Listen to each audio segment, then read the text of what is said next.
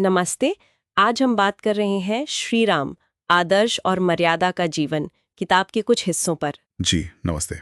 ये अंश भगवान राम के जन्म और उनके जीवन को इतना आदर्श क्यों माना जाता है, इस पर थोड़ी रोशनी डालते हैं। हाँ बिल्कुल। तो आज इन्हीं पर थोड़ी गहराई से बात करते हैं। ये समझने की कोशिश करते हैं कि ये स्रोत यानी ये किताब राम के जीवन को सत्य और मर्यादा की स्थापना से आखिर जोड़ती कैसे। मतलब क्या खास था उनके जीवन में इस किताब के मुताबिक। हाँ, ये एक काफी दिलचस्प पहलू है। स्रोत की शुरुआत होती है अयोध्या के राजा दशरथ के यज्ञ से। अच्छा, यज्ञ से। जी, जो उन्होंने संतान प्राप्ति के लिए किया था। और किताब के अनुसार श्री राम का जन्म सिर्फ एक घटना नहीं थी। हाँ, मतलब एक उद्देश्य की पूर्ति के लिए हुआ था। स्रोत ये इशारा करता है कि उनके जन्म की जो परिस्थितियां थीं वही उनके आगे के जीवन की यानी सत्य और मर्यादा के रास्ते पर चलने की एक तरह से नींव रखती हैं। अच्छा, तो मतलब ये स्रोत जन्म को सिर्फ एक बायोलॉजिकल घटना नहीं मान रहा। नहीं, बिल्कुल नहीं। इसे एक तरह की डेस्टिनी या उद्देश्य से जोड़ रहा है। और उस यज्ञ का क्या खास महत्व बताया गया है इसमें? बिल्कुल सही। स्रोत के मुताबिक वो यज्ञ सिर्फ संतान के लिए नहीं था, वो एक तरह से धर्म और व्यवस्था की पुनर्स्थापना की प्रार्थना भी थी। प्रार्थना? हाँ, और राम का जन्म उसी प्रार्थना के फल के रूप में देखा जाता है। इसीलिए किताब उन्हें सिर्फ एक आदर्श पुत्र या राजा के तौर पर नहीं दिखती, तो फिर किस रूप में? बल्कि एक ऐसे व्यक्ति के रूप में दिखती है जिसने समाज में कुछ बहुत जरूरी मूलभूत सिद्धांतों को स्थापित किया। और वो सिद्धांत है सत्य और मर्यादा। ये मर्यादा शब्द तो राम के साथ बहुत जुड़ता है। हाँ, बहुत। ये स्रोत मर्यादा को कैसे समझाता है? क्या कोई खास उदाहरण है इसमें? देखिए, स्रोत मर्यादा को सिर्फ नियमों का पालन करना बस यहीं तक नहीं रखता। अच्छा। किताब के अनुसार ये सही आचरण, नैतिक सीमाएं और जो सामाजिक व्यवस्था है उसे बनाए रखने का प्रतीक है, खासकर मुश्किल परिस्थितियों में। मुश्किल परिस्थितियों में? जैसे पिता के वचन को निभाने के लिए राज्य त्याग देना। स्रोत इसे मर्यादा पालन के एक बहुत बड़े उदाहरण की तरह पेश करता है।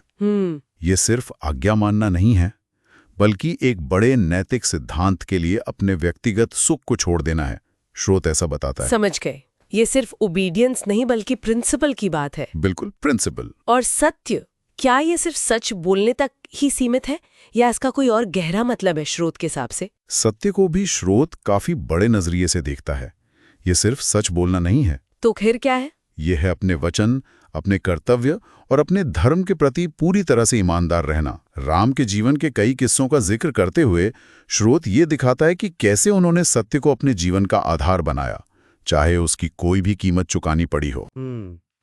तो ये किताब मूल रूप से ये कह रही है कि राम का जीवन, उनके फैसले, चाहे वो बेटे के रूप में हो या राजा के रूप में, वो सब सत्य और मर्यादा के इन सिद्धांतों को समाज में स्थापित करने के लिए थे। हाँ, यही मुख्य तर्क है स्रोत का। और एक बात जो मुझे थोड़ी सोचने पर मजबूर कर रही है, स्रोत कहता है कि उनके जीवन का हर पहलू शिक्षा देता है। हाँ, ये कहा गया है। क्या ये थोड़ा बढ़ा चढ़ा कर नहीं लगता? मतलब हर पहलू? देखिए, ये एक महत्वपूर्ण बिंदु है और स्रोत वाकई इस बात पर जोर देता है कि उनके जीवन की हर घटना, हर निर्णय में कोई ना कोई सीख छिपी है। हाँ। अब इसे बिल्कुल अक्षरशः लेना है या इसे प्रतीकात्मक रूप से देखना है, ये तो पढ़ने वाले पर निर्भर करता है। सही बात है। लेकिन स्रोत का तर्क ये है कि राम ने अपने जीवन से ये दिखाया कि आदर्शों पर टिके रहना मुमकिन है, भले ही हालात कितने भी मुश्किल क्यों न हो। तो वो हर पहलू वाली बात शायद इसी आदर्श को स्थापित करने का एक तरीका है। समझ गई।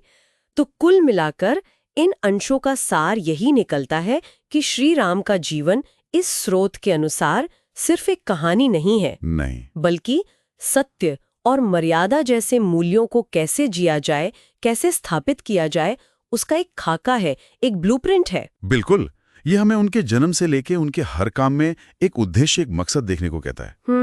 और यहाँ सोचने वाली बात यह है, जैसा कि स्रोत भी हमें सोचने पर मजबूर करता है, कि क्या वाकई एक व्यक्ति का पूरा जीवन आदर्शों का प्रतीक हो सकता है? हाँ, ये गहरा सवाल है। और आज के समय में मर्यादा की ये धारणा, मतलब नैतिक सीमाओं और सही आचरण का जो विचार है, वो हमारे लिए कितना प्रासंगिक है?